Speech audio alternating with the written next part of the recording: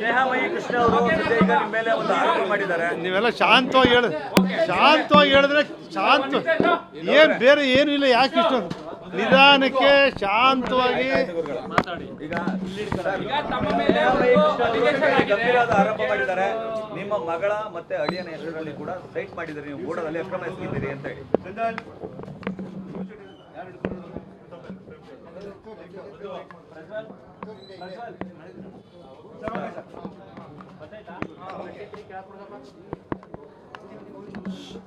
ಆಯ್ತೇನ್ರ ಆಗಿದೆ, ಹೇಳಿ ಚೆನ್ನಾಗಿ ಕೇಳಲಿ ಅಂತ ಹೇಳಿ ಸರ್.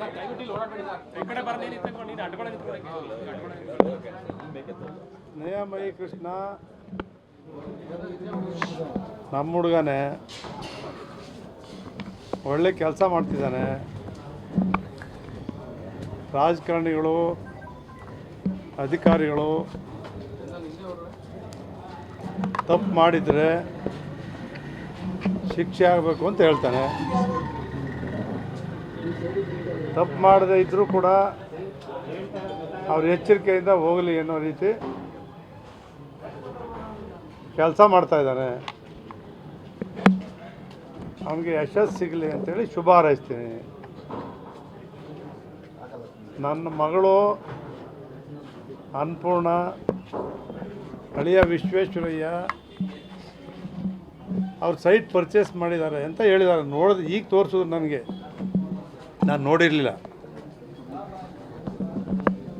ಅವರು ಯಾರು 50-50ಲಿ ಜಮೀನ್ದಾರರು ಸೈಟ್ ತಗೊಂಡಿದ್ದಾರೆ, ಅವರಿಂದ ವೈಟ್ ಮನಿ ಕೊಟ್ಟು ಪರ್ಚೇಸ್ ಮಾಡಿದ್ದಾರೆ ಅಂಥೇಳಿ ಹೇಳಿದ್ದಾರೆ. ಅದು ಇಲ್ಲಿಗೆ ನಾನು ಆವತ್ತೇ ಹೇಳಿದೆ, ನಾನೇ ಇರಲಿ ಬೇರೆ ಯಾರೇ ಇರಲಿ ಅವ್ರು ಲೋಕಾಯುಕ್ತಕ್ಕೆ ಕೊಟ್ಟಿದ್ದಾರೆ ಅಂತೇಳಿ ನೋಡಿದೆ. ನಿಮ್ಮದ್ರಲ್ಲಿ ಲೋಕಾಯುಕ್ತಕ್ಕೆ ಕೊಟ್ಟಿದ್ರೆ ಸಂತೋಷ. ಲೋಕಾಯುಕ್ತರು ಅತಿ ಶೀಘ್ರವಾಗಿ ಆ ತನಿಖೆ ಮಾಡಿ ತಪ್ಪು ಮಾಡಿದರೆ ಸೂಕ್ತ ಕ್ರಮ ಕೈಗೊಳ್ಳಿ ಅಂತೇಳಿ ಒತ್ತಾಯ ಮಾಡ್ತೀವಿ. ಏನಂದ್ರೆ ಚೌಡಯ್ಯನವ್ರಿಗೆ ನೀವು ಪರಿಹಾರ ಕೊಡ್ತಿರೋದ್ರಲ್ಲಿ ತಮ್ಮ ಪ್ರಭಾವ ಇದೆ, ಪ್ರಭಾವಕ್ಕೆ ಕಿಕ್ಬ್ಯಾಕ್ ಪಡ್ಕೊಂಡಿದ್ದೀರಿ ಅನ್ನೋದು ಅವ್ರ ಅಲಿಗೇಷನ್. ಯಾವ ಪ್ರಭಾವ, ಯಾವ ಕಿಕ್ಬ್ಯಾಕು, ಇದೆಲ್ಲವೂ ಕೂಡ ತನಿಖೆಯಿಂದ ಹೊರಬರುತ್ತಲ್ವ. ನಿಜವಾದ ರೈತರು ಅವರು ಸೈಟ್ ತಗೊಂಡು ಅವ್ರು ಮಾರಾಟ ಮಾಡ್ತಕ್ಕಂಥ ರೈಟ್ಸು ಎಲ್ಲರಿಗೂ ಇದೆ, ಎಲ್ಲ ರೈತರಿಗೂ ಇದೆ. ಆ ರೈತರು 50-50 ತಗೊಂಡಂಥ ಸೈಟ್ಸನ್ನು ಅವ್ರು ಇಟ್ಟು ಆ ರೀತಿಯಲ್ಲಿ 10 ಎಕರೆ ಇದ್ದರೆ ಜಾಸ್ತಿ ತಗೊಳ್ಳಿ, 10 ಸೈಟ್ ಬರಲಿ, 15 ಸೈಟ್ ಬರಲಿ, 20 ಸೈಟ್ ಬರಲಿ. ಕೆಲವರು ಇಟ್ಕೊಂಡಿರ್ತಾರೆ, ರೇಟ್ ಬರುತ್ತೆ ಅಂತ ಕೆಲವರು ಮಾರಾಟ ಮಾಡ್ಕೊಳ್ತಾರೆ. ಅದು ಯಾರೂ ತಡೆಯೋಕ್ಕಾಗಲ್ಲ.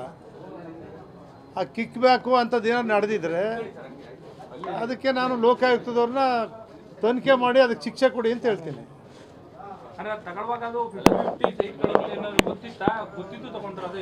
ಅದು ನನ್ನ ಮಗಳು ಅಳಿಯ ಯಾರ ಜೊತೆ ಮಾತಾಡಿ ತಗೊಂಡಿದ್ದಾರೆ ಅಂತ ಗೊತ್ತಿಲ್ಲ. ನಾನು ಬೆಳಿಗ್ಗೆ ಫೋನ್ ಮಾಡಿದಾಗ ಇದನ್ನು ಕೇಳಿದಾಗ ನಾವು ಕಾಸ್ಟ್ಲಿ ದುಡ್ಡು ಕೊಟ್ಟೇನೆ ವೈಟ್ ಮನಿ ಕೊಟ್ಟು ತಗೊಂಡಿದ್ದೀನಿ ಅಂತ ಹೇಳಿದ್ದಾರೆ.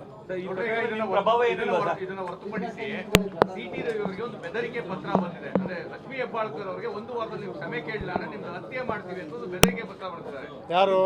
ಯಾರೋ ಅನಾಮಧೇಯ ಬರ್ತಿದ್ದಾರೆ ಪತ್ರನ. ಈ ಜನಪ್ರತಿನಿಧಿಗಳಿಗೆ ಈ ತರ ಆದ್ರೆ ಹೆಂಗೆ ಅಂತ ಪರಿಸ್ಥಿತಿ ಮುಂದಿನ ಮಾತಾಡಿ. ನಾನು ಅದನ್ನೇ ಹೇಳ್ತಾ ಇದ್ದಿದ್ದು, ಜನಪ್ರತಿನಿಧಿಗಳಿಗೆ, ಶಾಸಕರುಗಳಾಗಿರೋರು, ಮಂತ್ರಿಗಳಾಗಿರ್ತಕ್ಕಂಥವರು ನಾವು ಸ್ವಲ್ಪ ಮಾತಾಡುವಾಗ ಯಾರೇ ನಮ್ಮ ಬಗ್ಗೆ ಒಂದು ತಪ್ಪು ಮಾಡಿದ್ರು ಕೂಡ ಅದನ್ನು ಸಹಿಸ್ಕೊಂಡು ಹೋಗ್ತಕ್ಕಂಥ ಒಂದು ಸಹನೆ, ಶಾಂತಿ ಪ್ರತಿಯೊಬ್ಬ ರಾಜಕಾರಣಿಗೂ ಕೂಡ ಇರಬೇಕು. ದೇವರು ನಮಗೆ ಯಾರೋ ಬೇರೆ ಲಕ್ಷಾಂತರ ಮತ ಪಡೆದು ಕಳಿಸಿ ನಮ್ಮಿಂದ ಇಂಥ ಭಾಷೆಗಳೆಲ್ಲನೂ ಬಳಸ್ತಾರೆ ಅಂತೇಳಿ ಅವ್ರು ನಿರೀಕ್ಷೆ ಮಾಡಿರಲ್ಲ ಯಾರೂ ಕೂಡ. ಯಾರು ಅನಾಮಧೇಯ ಪತ್ರ ಬರೆದಿದ್ದರೆ ಅಂಥವನ್ನೆಲ್ಲ ಮಾಡಿ ಸಮಾಜವನ್ನು ಹಾಳು ಮಾಡ್ತಿರ್ತಕ್ಕಂಥವ್ರನ್ನ ಜೈಲಿಗೆ ಹಾಕ್ಸ್ಬೇಕು, ಪತ್ತೆ ಮಾಡಿ ಕೂಡಲೇ ತನಿಖೆ ಮಾಡಬೇಕು, ಅಂಥವ್ರನ್ನ ಜೈಲಿಗೆ ಹಾಕ್ಸ್ಬೇಕು. ಜನಪ್ರತಿನಿಧಿಗಳಿಗೆ ಈ ತರ ಆದ್ರೆ ಜನಸಾಮಾನ್ಯರ ಗತಿ ಏನು ಅಂತ ನಾನು ಅದನ್ನೇ ಹೇಳ್ತಾ ಇರೋದು. ಜನಸಾಮಾನ್ಯರಿಗೆ ಇರಲಿ, ಜನಪ್ರತಿನಿಧಿಗಳಿಗೆ ಇರಲಿ, ಈ ರೀತಿ ಮಾಡ್ತಕ್ಕಂಥವ್ರನ್ನ ಕೂಡಲೇ ಪತ್ತೆ ಹಚ್ಚಿ ಅಂಥವ್ರಿಗೆ ಶಿಕ್ಷೆ ಆಗ್ತಕ್ಕಂಥದ್ದಾದರೆ ಮುಂದೆ ತಡಿತಕ್ಕಂಥದ್ದು ಕೂಡ ಆಗ್ತದೆ. ಸರ್ಕಾರ ಕ್ರಮ ಕೈಗೊಳ್ಳಬೇಕು ಅಂತೇಳಿ ಒತ್ತಾಯ ಮಾಡ್ತೇನೆ. ಈಗ ಪಕ್ಷ ಸಂಘಟನೆ ವಿಚಾರವಾಗಿ ನಾಳೆ ರಾಜ್ಯಾಧ್ಯಕ್ಷರ ಸಭೆ ಕರೆಯಲಾಗಿದೆ. ಆಯ್ಕೆ ಮಾಡೋ ನಾಳೆ JP ಭವನ ಸಭೆ ಇದೆ, ನೀವೇನಾದ್ರು ಹೋಗ್ತೀರಾ ಸರ್? ನಾನು ನೇರವಾಗಿ ಮಾತಾಡಿದ್ದೀನಿ. ಪುಟ್ಟರಾಜು ಅವರು, ಸಾರಾ ಮಹೇಶ್ ಅವರು ಇಬ್ಬರು ಕೂಡ ನಮ್ಮ ಮನೆಗೆ ಬಂದಿದ್ದರು. ನಮ್ಮ ಕೇಂದ್ರದ ಸಚಿವರು ಇಲ್ಲಿ ಬರ್ತಕ್ಕಂಥ ಸಂದರ್ಭದಲ್ಲಿ ದಿಶಾ ಮೀಟಿಂಗ್ ಸಭೆಗೆ ಹೋಗಬೇಕಾಗಿತ್ತು. ನಾನು ಆವತ್ತು ಮೈಕೈ ನೋವು ಬಂದು ಬೆಳಗ್ಗೆ ಹೇಳ್ಬೇಕಾಗಲಿಲ್ಲ, ದಿಶಾ ಮೀಟಿಂಗ್ ಸಭೆಗೆ ಹೋಗಲಿಲ್ಲ. ಪಕ್ಷದ ಸಭೆಗೆ ನಾನಿವಾಗ ಬರಲ್ಲ. ನಾನು ಪಕ್ಷದ ಸಂಘಟನೆಗೆ ಓಡಾಡಲಿಕ್ಕಾಗೋದಿಲ್ಲ. ನನಗೆ ಮನೆಯ ಜವಾಬ್ದಾರಿ ಸ್ವಲ್ಪ ಜಾಸ್ತಿ ಆಗಿದೆ. ಮತ್ತು ಕ್ಷೇತ್ರ ನೀವೇ ನೋಡಿದ್ರಿ, 900 ಬಡಾವಣೆಗಳು ಹಸ್ತಾಂತರ ಮಾಡಿದ್ದಾರೆ. ಸುಮಾರು 10 ವರ್ಷ 15 ವರ್ಷದಿಂದ ಮೂಡಾನೂ ಅಭಿವೃದ್ಧಿ ಮಾಡಿಲ್ಲ, ನಗರ ಪಾಲಿಕೆನೂ ನಮಗೆ ಸೇರಲ್ಲ ಅಂತ ಮಾಡಿಲ್ಲ. ನಿನ್ನೆ ಮುಖ್ಯಮಂತ್ರಿಗಳ ಸಭೆಯಲ್ಲಿ ಹೇಳಿದ್ವಿ 624 ಈಗ ವರ್ಗಾವಣೆ ಆಗಿದ್ದಾವೆ.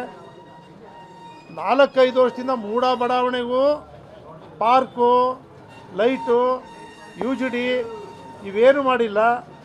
ಇವೆಲ್ಲವನ್ನು ಕೂಡ ಹಗಲು ರಾತ್ರಿ ಮಾಡ್ತಾಯಿದ್ರು ಕೂಡ ಸಮಸ್ಯೆಗಳು ಹಣ ಇಲ್ಲದೆ ಬಗೆಹರಿಸೋಕ್ಕಾಗ್ತಾ ಇಲ್ಲ. ಇದನ್ನು ಮುಖ್ಯಮಂತ್ರಿಗಳ ಗಮನಕ್ಕೂ ಕೂಡ ನಿನ್ನೆ ಮೀಟಿಂಗಲ್ಲಿ ಸಂಪೂರ್ಣವಾಗಿ ತಂದಿದ್ದೀವಿ. ಸಮಸ್ಯೆ ಏನು, ನನ್ನ ಕ್ಷೇತ್ರದ್ದು ಚಾಮುಂಡೇಶ್ವರಿ ಕ್ಷೇತ್ರನೇ ಬೇರೆ, ಬೇರೆ ಕ್ಷೇತ್ರಗಳೇ ಬೇರೆ. ಅನುದಾನವನ್ನು ಸಮಾನತೆಯಾಗಿ ಕೊಟ್ಬಿಡ್ತಾರೆ 10 ಕೋಟಿ ಅಂತೇಳಿ. ಈ ಕ್ಷೇತ್ರಕ್ಕೆ ನೀವು 1,000-2,000 ಕೋಟಿ ಕೊಟ್ಟರೆ ಸಾಲದು ಅಂಥ ಪರಿಸ್ಥಿತಿ. ಮೈಸೂರು ಸುತ್ತ 3 ಕ್ಷೇತ್ರದ ಹೊರಗಡೆ ಇರ್ತಕ್ಕಂಥ ಸುತ್ತಲ ಬಡಾವಣೆಗಳು 900 ಬಡಾವಣೆಗಳು, ಖಾಸಗಿ ಬಡಾವಣೆ, ಮೂಡಾವಣೆ ಸೇರಿ ದಿನನಿತ್ಯ ಅನುಭವಿಸ್ತಾ ಇದ್ದೀನಿ ಕಷ್ಟ. ಬೇರೆ ಯಾರಿಗೂ ಕೂಡ ಗೊತ್ತಿಲ್ಲ. ಆ ಜನರ ಸಮಸ್ಯೆಗಳು ಬಳಸೋ ಕೂಡ ಮುಖ್ಯಮಂತ್ರಿಗಳ ಸಭೆಯಲ್ಲಿ ನೆನ್ನೆ ನಾವೆಲ್ಲ ಶಾಸಕರು MP ಎಲ್ಲರೂ ಕೂಡ ಒತ್ತಡ ಮಾಡಿದ್ದೀವಿ. ಈ ಕೆಲಸದಲ್ಲಿ ನಾನು ಹಗಲು ರಾತ್ರಿ ನಿಂತಿದ್ದೀನಿ ಹೊರತು, ಬ್ಯುಸಿಯಾಗಿದ್ದೀನಿ ಹೊರತು ಬೇರೆ ಯಾವುದೇ ಕಾರಣದಿಂದಲೂ ಕೂಡ ನಾನು ಸಭೆಗೆ ಹೋಗಲ್ಲ ಅಂತಕ್ಕಂಥ ನೇರವಾಗಿ ಅವ್ರಿಗೆ ನಾನು ಸ್ವಲ್ಪ ಬಿಟ್ಕೊಡಿ, ನಾನು ಸ್ವಲ್ಪ ಅಭಿವೃದ್ಧಿ ಮಾಡ್ತೀನಿ ಅಂತಕ್ಕಂಥ ವಿಚಾರವನ್ನು ಅವ್ರಿಗೆ ಹೇಳಿದ್ದೀನಿ. ಸರ್, ನಿಖಿಲ್ ಕುಮಾರಸ್ವಾಮಿ ಅವ್ರನ್ನ ಸರ್ ಗಂಡ ಹೆಂಡತಿ ನಾವು ಸರಿ ಇದ್ದೀವಿ ಅಂತ ಕುಮಾರಸ್ವಾಮಿ ಅವರು ಹೇಳಿದ್ರು. ಬಟ್ ಇನ್ನು ನಿಮ್ ಮುನ್ಸು ನಾನು ಯಾವತ್ತೂ ಕೂಡ ನಾನು ಉತ್ತವನು, ನಾನು ಹಿಂದೆ ಬಿತ್ತವನು, ಕೋಪನೂ ಮಾಡ್ತಿದ್ದೆ ಹಳ್ಳಿಯವ್ರ ಥರನೇ. ಈಗ 75 ವರ್ಷ.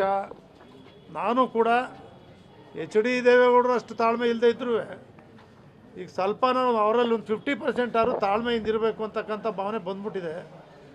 ಹಂಗಾಗಿ ತಾಳ್ಮೆಯಿಂದ ಇದ್ದೀನಿ, ಯಾವುದೇ ಕೋಪ ದ್ವೇಷ ಇಲ್ಲ. ನಿಖಿಲ್ ಕುಮಾರಸ್ವಾಮಿ ಪ್ರಸ್ತುತ ಪರಿಸ್ಥಿತಿಯಲ್ಲೂ CM ವಿಚಾರವಾಗಿ ಒಂದು ಅಷ್ಟು ಚರ್ಚೆ ನಡೀತಾರೆ. 2028ಕ್ಕೆ ಯಾರು CM ಆಗ್ತೀವಿ ಅನ್ನೋ ಚರ್ಚೆ ನಡೀತಾರೆ. ಒಂದ್ ಕಡೆ ಕುಮಾರಸ್ವಾಮಿ ಅವರು, ಒಂದ್ ಕಡೆ ಸತೀಶ್ ಜಾರಕಿಹೊಳಿ ಎಲ್ಲ ಹೇಳ್ತಾ ಇದ್ದಾರೆ. GT ದೇವೇಗೌಡರು ಹೇಳಿದ್ರು ಬಾಯಾರಿಗೆ CM ಆಯ್ತಾರೆ ಅನ್ನೋ ಒಂದು ಇದಿರೋದ್ರಿಂದ ಕೇಳ್ತಾ ಇರೋದು ಯಾರು CM ಆಗ್ಬೋದು ಅಂತ. ಈಗ ರಾಮಣ್ಣ, ನಾನು ಹೇಳಿದ್ದು ಯಾವ ಸಂದರ್ಭದಲ್ಲಿ, ಸಿದ್ದರಾಮಯ್ಯನವರು ಕಳೆದ ಕಾಂಗ್ರೆಸ್ ಸರ್ಕಾರದ ಸಂದರ್ಭದಲ್ಲಿ ದಡದಕಳ್ಳಿ ಶ್ರೀನಿವಾಸ್ ಕಲ್ಯಾಣಕ್ಕೆ ಬಂದಂಥ ಸಂದರ್ಭದಲ್ಲಿ ನೀವು ಮುಖ್ಯಮಂತ್ರಿ ಆಯ್ತಾರೆ ಅಂತ ಹೇಳಿ ಪುರೋಹಿತರ ಆಶೀರ್ವಾದ ಮಾಡಿದ್ರು. ಅದು ನೀವೆಲ್ಲ TV ಹಾಕಿದ್ರಿ.